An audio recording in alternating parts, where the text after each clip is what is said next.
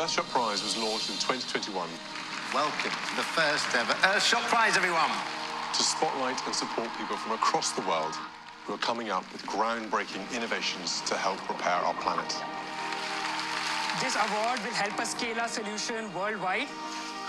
They're just a sample of a new wave of inventors, doers and thinkers who are enabling us to feel hope and optimism, despite the negative forecasts. Now, in 2024, individuals, communities and nations are innovating like never before. More and more people are joining the journey to protect the future of our planet.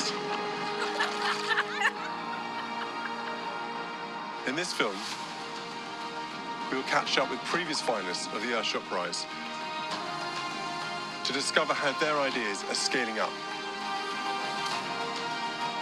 as well as exploring some of the game-changing solutions, exciting new trends, and global breakthroughs of 2024.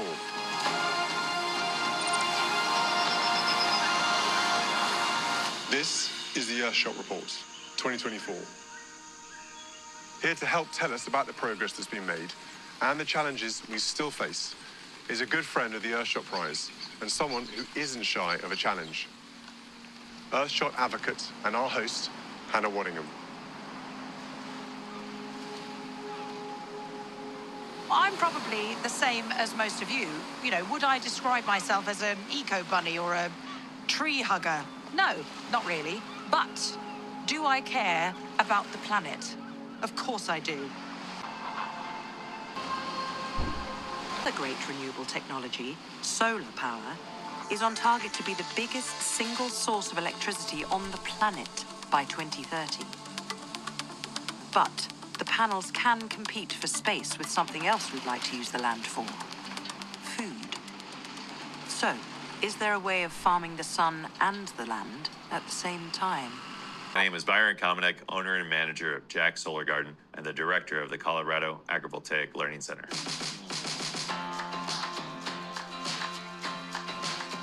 Agrivoltaics is simply agriculture plus photovoltaics, which is solar panels, smashed together to get agri-voltaics.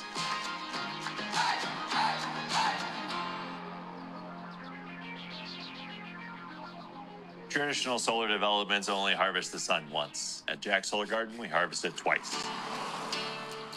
With 3,000 solar panels, Jack's Solar Garden generates enough renewable energy to power around 300 homes, and at the same time creates the perfect conditions for lots of different and delicious crops to thrive. Can I eat a couple of these? Some plants love the climate under the panels so much that they grow larger and, some say, tastier than they would in full sun. Just sweetness. The latest predictions suggest that in 2025, renewables will become the world's top source of electricity. Solar can help farms continue to exist. Being able to keep the land in production underneath the panels helps us be able to provide jobs to other folks within our community, and it feels good by us that our land is staying productive. Reports this year show that the planet's wildlife populations have dropped on average by more than 2/3 since 1970. If we are to halt this decline, we need to find better approaches to protecting the natural world. And in 2024, leading the way are people that have always lived in some of the most biodiverse places on Earth.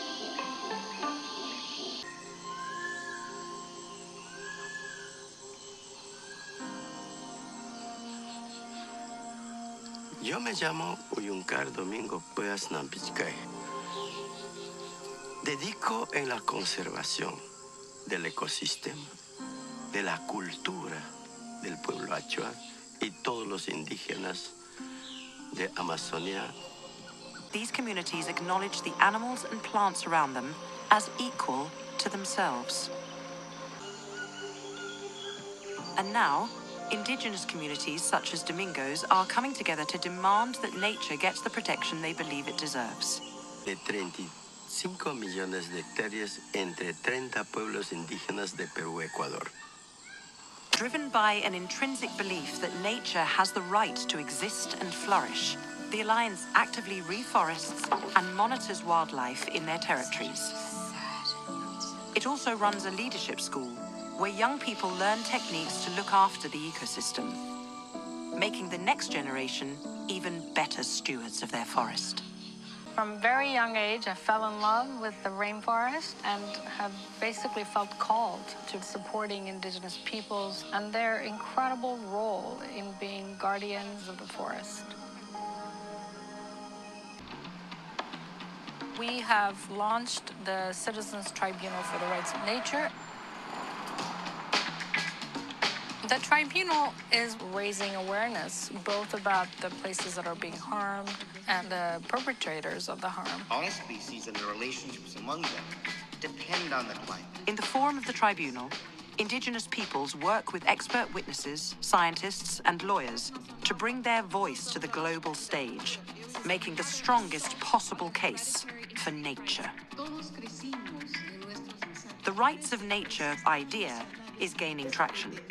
In 2024, 39 countries, including Spain and New Zealand, plus several local US governments, have all advanced or established rights of nature within their legal systems. Ecuador, which is home to several of the Alliance's communities, has perhaps gone the furthest, writing the rights of nature concept into its constitution. The movement means they are finally being heard. I'm Tom Crowther, I'm an ecologist at the Crowther Lab, and I'm the founder of Restore, an international restoration network.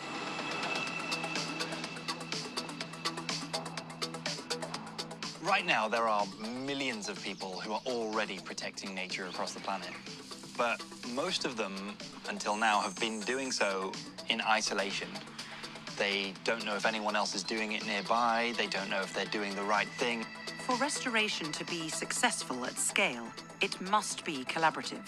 Tom's platform helps conservation projects connect and share a wealth of environmental data.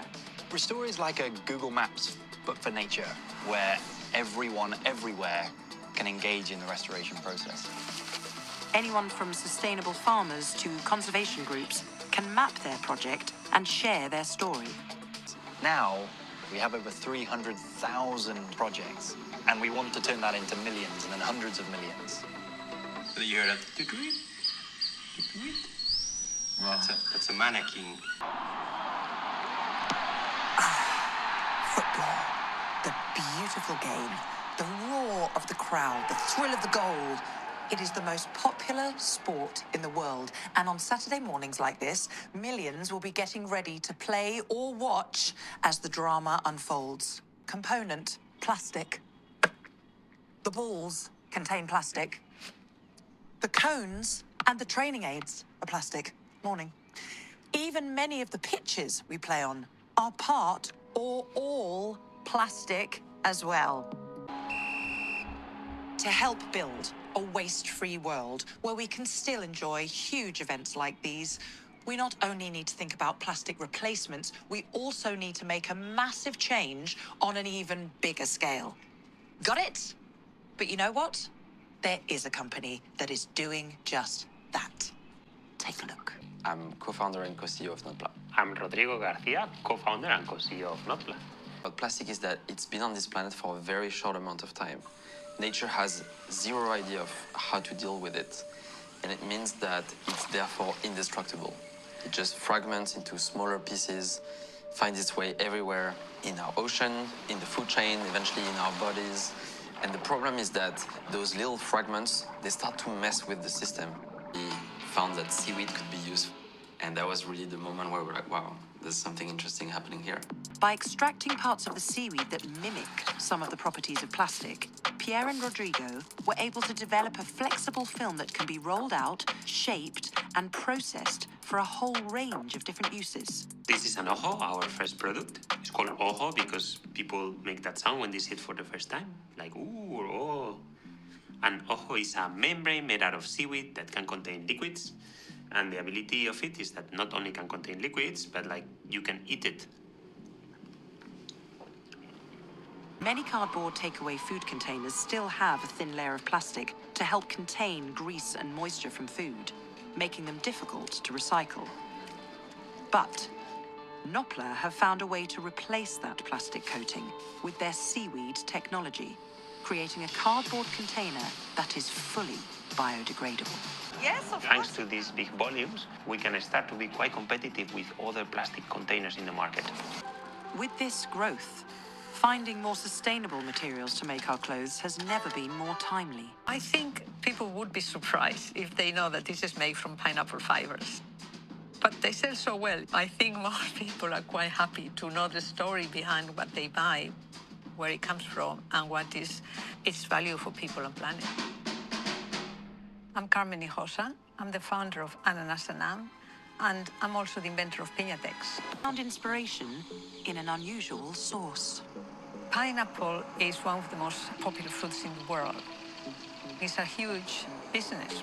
Every year, they are growing about 29 million tons of pineapples. And then you've got this huge amount of leaves, which can be 20 to 30 to 40 leaves per plant. If we don't use the leaves, they are left to rot in the ground.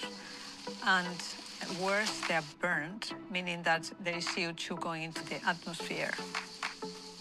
We have come about with a solution. Leaves are from the existing crop. No extra land, water, or pesticides are needed to produce the raw material. We work with about 10 different farms, from small cooperatives to big multinationals. They gather the leaves, they extract the fibers, they wash them with just water, and they dry them in the sun. This is actually the pineapple leaf fiber. It's really amazing because you can see it's long, but it's very fine. It's finer than a hair, but it's very strong and flexible. And these characteristics, it's really what we need to develop our product. It's perfect. Ananas Anam makes two materials. Piñatex, a durable textile used to make everything from clothes and accessories to shoes and even furnishings. And Piña yarn, a biodegradable yarn that can be transformed into woven or jersey fabrics.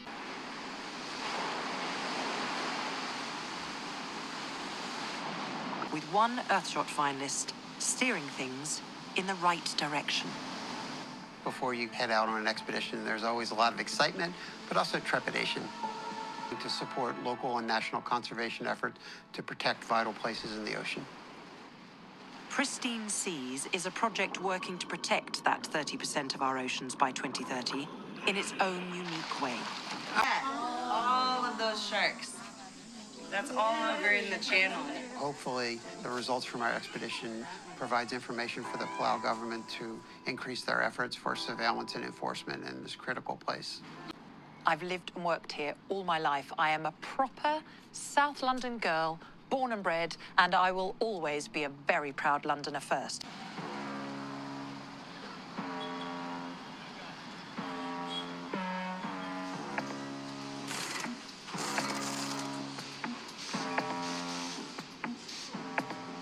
We call ourselves Romas. We're like an army of nerds who just want to build amazing stuff. Lumbi, I'm the technical product manager at Rome Electric. Rome's mission is quite simple. We want to electrify Africa one vehicle at a time. Motorcycle for their everyday needs. It's a very comfortable bike, built to be able to withstand varying environments, varying terrains. You can go on tarmac roads, you can go a bit of off-road, you can be in the hottest areas in Africa or also be the coldest areas of Africa. It's been designed to be as utilitarian as possible, very functional. Many people live in apartment blocks, they live in rural areas, they live in slums, so they want to be able to have the freedom to choose where they charge. Just like a typical fuel station, the hubs allow riders to drop in and charge their batteries or rent a spare to go. At the moment, we have 5 Rome hubs and 10 more planned along the way for the course of the year. Charlotte Magai, I'm the CEO and founder of Mukuru Clean Stoves, the social enterprise that recycles waste metal to manufacture improved cook stoves.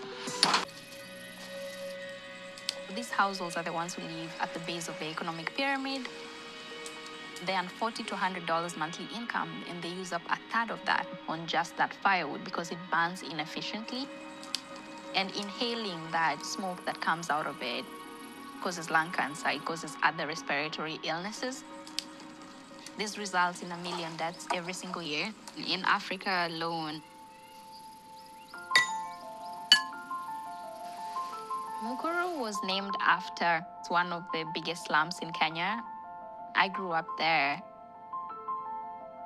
My dad died when I was 2 years. And my mom raised me up until I was about 10 years, and then she died as well. Then at 16, I fell pregnant. And when my daughter was about 2 years old, she got burnt by a traditional stove. I turned around for 1 second, and when I turned back, the stove and the pot are on top of her. In that moment, I just wanted my daughter to be okay. But I started thinking, what could I build? Initially, I wanted to make a stable stove to limit the risk of burns in children under the age of 5.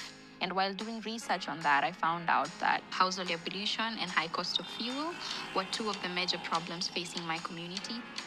So I designed a stove that would solve all 3 problems.